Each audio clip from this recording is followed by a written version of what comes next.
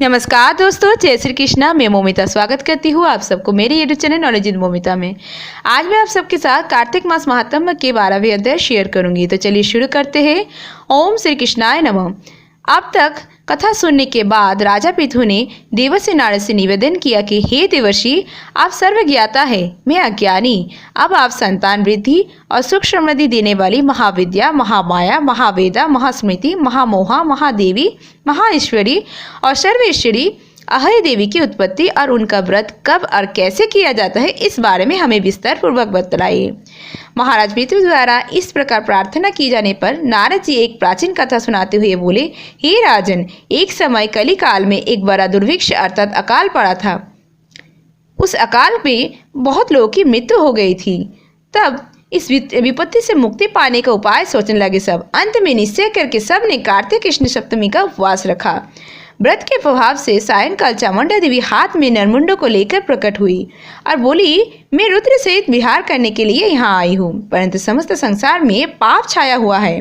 ब्राह्मण वेदहीन, क्षत्रिय सामर्थ्यहीन, वैश्य क्षुद्र धर्महीन हो गए। स्त्रियों ने पतिव्रत धर्म छोड़ दिया है, इसलिए सब लोगों को अहेय का व्रत रखना चाहिए।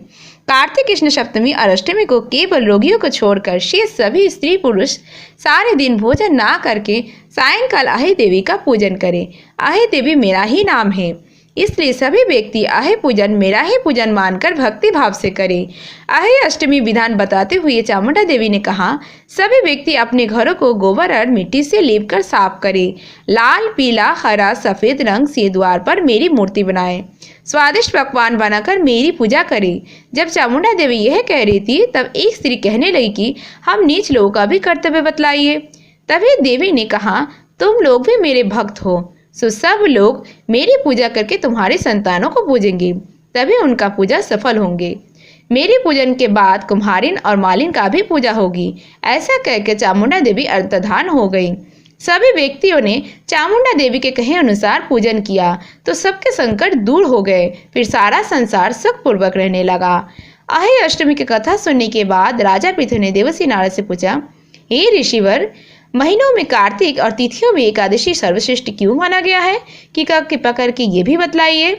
तब नारद जी कहने लगे, एक बार यही प्रश्न सत्यभामा जी ने भगवान श्री कृष्ण जी से पूछा था। भगवान श्री कृष्ण जी ने जो उत्तर सत्यभामा जी से कहा था वही उत्तर मैं तुमको सुनाता हूँ, ध्यान पूर्वक सुनो।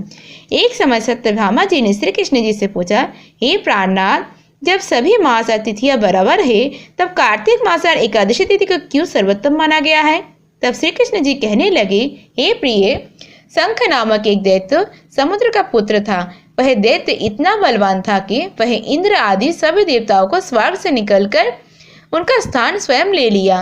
सब देवता उससे भयभीत होकर अपने बाल बच्चे सहित पर्वत के कंदरों में चले गए।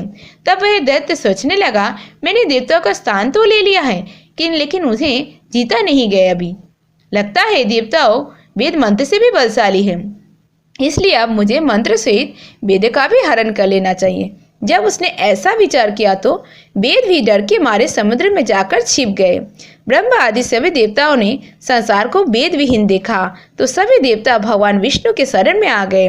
शेष शैया पर भगवान को निद्रमग्न देखकर भगवान को जगाने के लिए सभी ने भगवान की स्तुति, भजन, कीर्तन, गायन, बाजन आदि क्रियाएं करने लगे।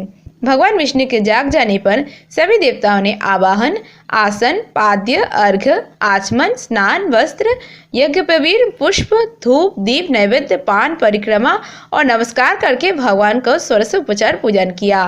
तब भगवान विष्णु प्रसन्न होकर देवताओं से कहने लगे, हे देवताएं, मैं तुमसे प्रसन्न हूँ, इसलिए शंख आदि दैत्य को मारकर मैं 4 वेदों को शीघ्र ही ले आऊंगा। परंतु वेद बीज मंत्र सहित कार्तिक मास में जल में निवास करेंगे, इसलिए कार्तिक के महीने में जो कोई भी जल में स्नान करेगा उसके यज्ञ करने के समान फल प्राप्त हो जाएगा और उसके समस्त विघ्न भी दूर हो जाएंगे। हे देवताओं, आज एकादशी के दिन आप सब ने मुझे जगाया है, इसलिए सब तिथियों में कार्तिक शुक्ल एकादशी का सबसे अधिक मान्यता होगी। वस्तुतः कार्तिक और एकादशी के व्रत मुझे अत्यंत प्रिय हैं। आगे की कथा सुनाते हुए देवर्षि नारद ने कहा, हे राजन, ऐसा कहकर भगवान मत्स्य अर्थात मछली के रूप धारण करके विंध्याचल में निवास कर रहे महर्षि कश्यप के अंजलि में आ गए। कश्यप जी ने उनको एक कमंडल में डाल दिया और जब कमंडल भर गया तो मत्स्य रूप अर्थात भगवान बोलने लगे, हमको कोई बड़ा स्थान दे दो। अब कश्यप जी ने उन्हें रहने के लिए घड़ा दे दिया। घड़ा भी भर गया। वह घड़ा उस मछली के लिए छोटा पड़ गया। तब उन्होंने उस मछली के कुएं में फेंक दिया, परंतु भगवान मत्स्य रूप में तेजी से बढ़ते गए। अब कश्यप जी ने उन्हें कुएं से निकालकर समुद्र में डाल दिया और तब भगवान एक अत्यंत विशाल मछली का रूप धारण करके दैत्यराज शंखासुर को मार डाला। शंखासुर को मारने के पश्चात भगवान मत्स्य रूप त्याग कर विश्राम करने के लिए बद्री नारायण चले गए। बद्री नारायण में भगवान देवताओं से कहा, हे देवताओं, हमने शंखासुर का वध कर दिया, इसलिए ऋषि और मुनियों जाकर समुद्र के अंदर से चारों वेद को ढूंढना है और तब तक देवताओं से प्रयाग में मेरा निवास रहेगा। तब ऋषियों ने अपने तपोबल से वेदों को 6 अंग अर्थात छंद, व्याकरण, कोश, व्यादक, ज्योतिष और 6 स्मृतियों को ढूंढ निकाला। जिस वेद का जो भाग मिला जिस ऋषि को, तब से वह उस ऋषि का माना जाता है और उन्होंने वहां पर अश्वमेध का यज्ञ किया। इसलिए प्रयाग को तीर्थों का राजा कहा जाता है। प्रयागराज में स्नान, दान और यज्ञ आदि करने से जन्म जन्मांतर के पाप समूल नष्ट हो जाते हैं और वह मोक्ष के अधिकारी बन जाते हैं। इसमें तनिक भी संदेह नहीं है। राजा पृथु को इतना वृत्तांत बताने के बाद देवर्षि नारद फिर से कुछ क्षण के लिए मौन हो गए। नारायण नारायण। आज के कार्तिक मास महात्म्य के 12वें अध्याय समाप्त हुआ। इसके आगे की वृत्तांत अब आने वाले अध्याय में सुनिएगा। जय श्री भगवान विष्णु की जय। राधे राधे।